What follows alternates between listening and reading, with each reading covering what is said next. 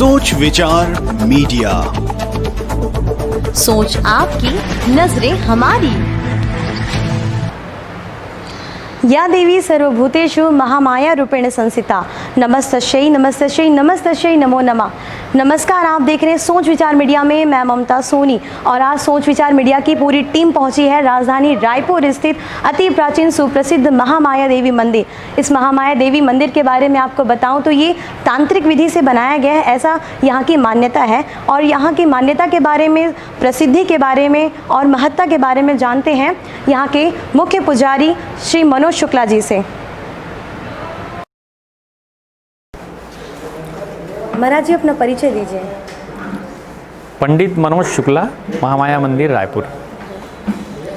ये महामाया देवी का अति प्राचीन मंदिर कितने वर्ष पुराना है ये?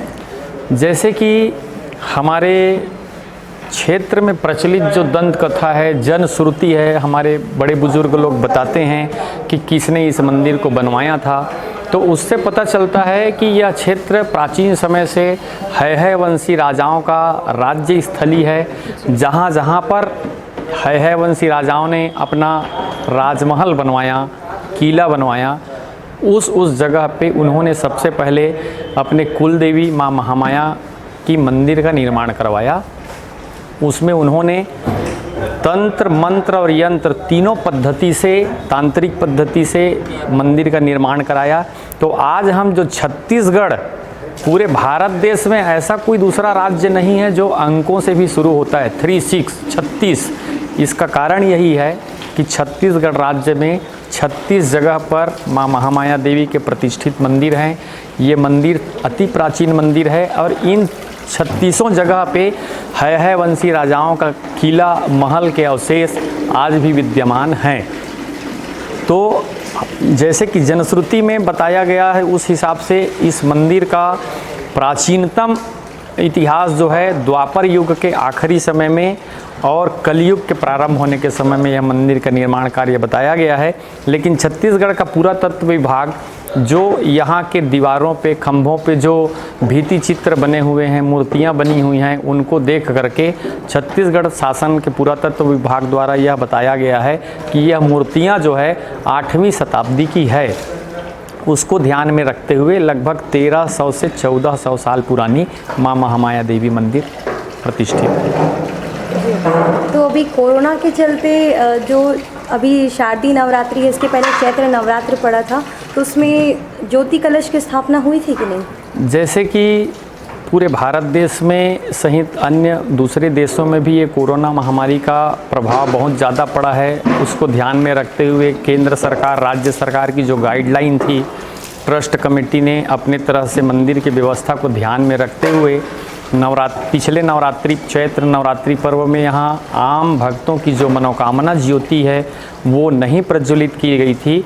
उसका कारण यह था कि लगभग 11,000 ज्योति प्रज्वलित की जाती है।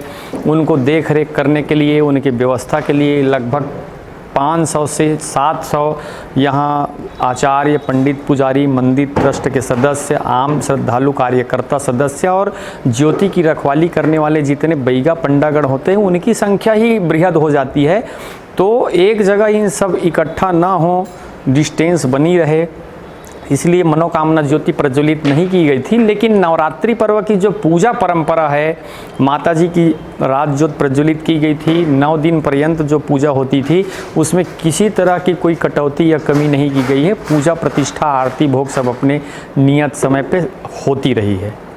माता महामाया की गर्भगृह में काफ़ी लंबे समय से जो रोक लगा दिया गया है, उसके पीछे बताइए। जैसे कि सरकार का आदेश है कि किसी भी धर्म स्थल को संक्रमण से बचाने के लिए श्रद्धालु पता नहीं कहाँ से, किन से संक्रमित होकर आ रहे हैं, किन से मिल कर के आ रहे हैं, श्रद्धालु किस किस क्षेत्रों से आ रहे हैं, ये समझ पाना, जान पाना मुश्किल है। हालांकि मंदिर ट्रस्ट ने अपनी तरफ से पूरी व्यवस्था बना के रखी है। दरवाजे से घुसते ही ऑटोमेटिक टनल लगा हुआ है, सेंसर युक्त टनल है, उसमें जैसे ही घुसो तो अपने आप पे वहाँ हर श्रद्धालु जो है सैनिटाइज हो जाएगा। उससे थोड़ा आगे बढ़ें तो हमारे मंदिर के कुछ कर्मचारी भी बैठे हुए हैं जो हाथ में सैनिटाइजर युक्त वो लिक्विड रखे हुए हैं, हाथ धोना है, इत्यादि इत्यादि बहुत सारी व्यवस्था के चलते फिर जैसे मंदिर परिसर में आए तो यहाँ पर एक ठोक इलेक्ट्रॉनिक बेल लगी हुई है जिसको छूने की आवश्यकता नहीं है, वो भी सेंसर युक्त है, अपने आप बजती है। उसी तरह दर्शनार्थियों को दूर से दर्शन करने के लिए एक लंबी डिस्टेंस बना करके मंदिर ट्रस्ट द्वारा रखी गई है। इसी कारण है कि माँ महामाया मंदिर में जहाँ तक श्रद्धालु जाकर के सिर झुकाते थे वहाँ तक अभी सुरक्षा की दृष्टि से नहीं जाने दे रहे हैं। और इस साल जो शारदीय नवरात्रि में जो लगातार 9 दिनों तक यहाँ पर प्रोग्राम चलता था और जो सिंगर्स आते थे, जगराता होता था, उस पर आपका क्या विचार है? इस साल होगा या नहीं? जिस तरह की स्थिति अभी चल रही है और वर्तमान आज के समय की यदि हम बात करें तो एक दिन में 2,500 हज़ार 3,000 हज़ार कोरोना पॉजिटिव मरीज मिल रहे हैं। उसको ध्यान में रखते हुए मंदिर ट्रस्ट वाले बहुत ही सतर्कता बरत रहे हैं। कार्यक्रम होगा तो लोग वहाँ पर इकट्ठे होंगे, भीड़ होगी। किसी भी श्रद्धालुओं की श्रद्धा को हम बहुत ज़्यादा डिस्टर्ब नहीं कर सकते, व्यवस्था बनाने के नाम पे भी उनको हम वहाँ से दूर नहीं कर सकते। इसलिए जो कार्यक्रम वगैरह होते थे वो कार्यक्रम नहीं होंगे, भंडारा वगैरह जो होती थी वो भंडारा नहीं होंगे, लेकिन मंदिर की जो पूजा है, आरती है, माता जी का श्रृंगार है या नवरात्रि की पूजा है वो यथावत रहेगी, जिसमें मंदिर के पंडित पुजारी आचार्यगण ही मिलकर करेंगे। एक महत्वपूर्ण प्रश्न पंडित जी कि इस साल नवरात्रि पितृमोक्ष अमावस्या के पहले जस्ट अगले दिन नवरात्र आरंभ हो जाता है, लेकिन अभी 20-25 दिन का जो अंतर आ रहा है उसके पीछे क्या कारण है?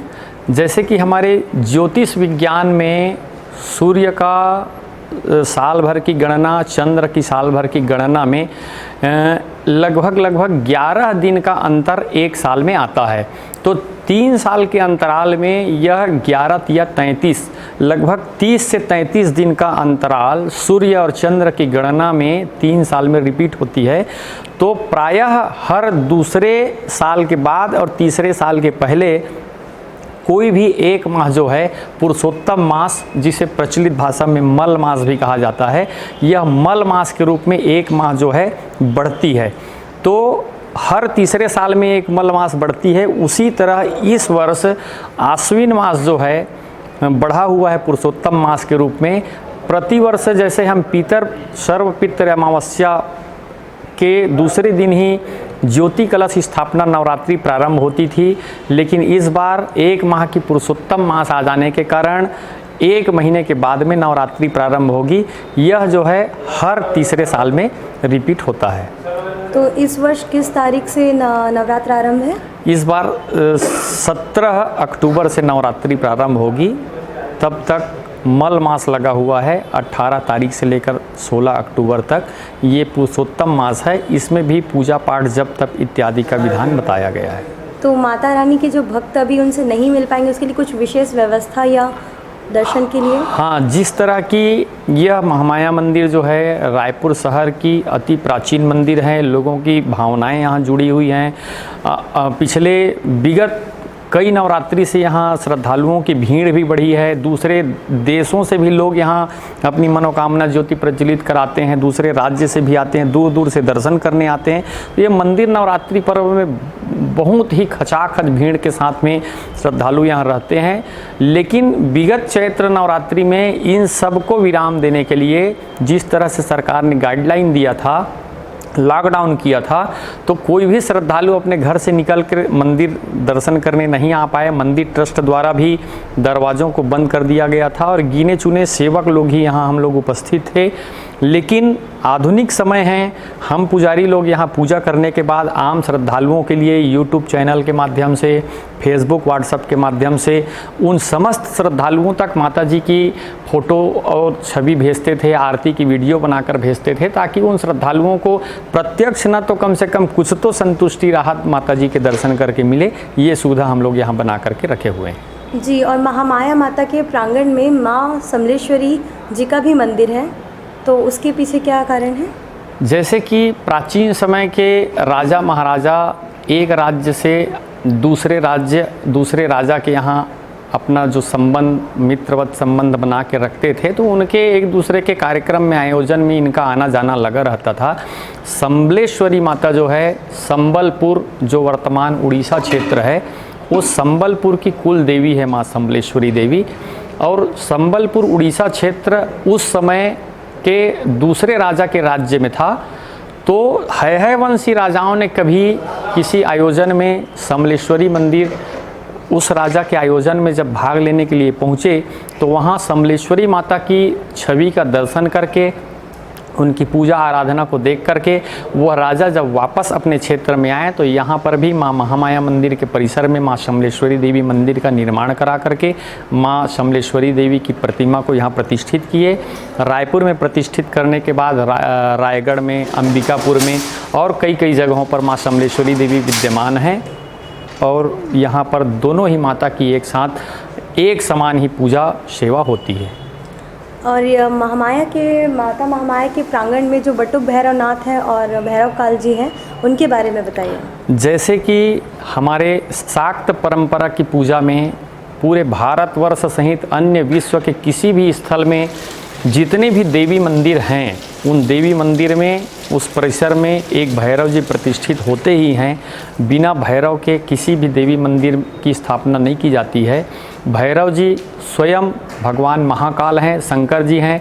माता पार्वती जब सती के रूप में अपने शरीर को योग माया से अपने पिताजी के यज्ञ में भस्म कर ली, तो उसके बाद भगवान शंकर जो है सती के शरीर को लेकर यहाँ वहाँ विक्षिप्त की तरह घूम रहे थे। तो भगवान विष्णु ने चक्र के द्वारा सती के शरीर को विभिन्न हिस्सों में खंड खंड कर करके पूरे भारतवर्ष में उनका अंग और श्रृंगार आभूषण वस्त्र इत्यादि जो गिरे, वहाँ पर जो है उनकी शक्तिपीठ के रूप में पूजा की जाने लगी।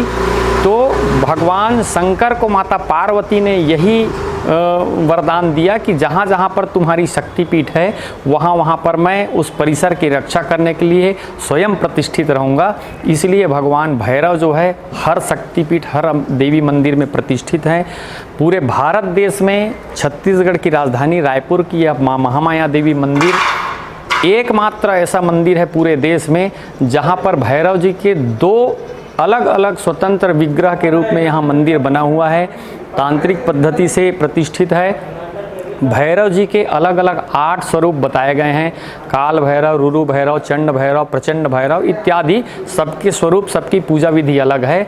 यहाँ इस मंदिर में भैरव जी के 2 अलग अलग विग्रह के दर्शन प्राप्त होते हैं।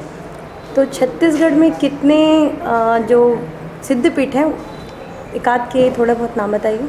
जैसे कि रतनपुर में माँ महामाया देवी का मंदिर है, धमधा में महामाया देवी मंदिर है, आरंग में महामाया देवी मंदिर है।